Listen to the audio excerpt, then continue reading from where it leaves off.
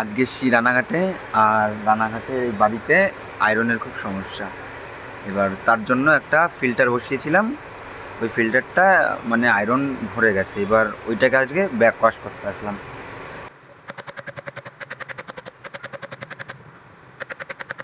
Back ওয়াশে দেওয়ার পরে iron বেরোচ্ছে, দেখো।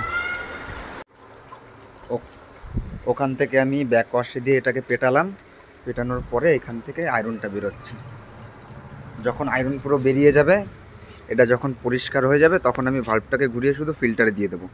আর ফিল্টারে দিলে এখান থেকে পুরো ঘরে জল সাপ্লাই হয়ে যাবে। মোটামুটি 20 মিনিট ওয়াশ করার পরে, ব্যাক ওয়াশ আর রিন্স করার পরে এখানে জল পুরো পরিষ্কার হয়ে গেছে।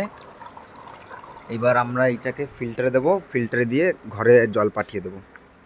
এটাকে পুশ করে ফিল্টারে দিয়ে দিলাম।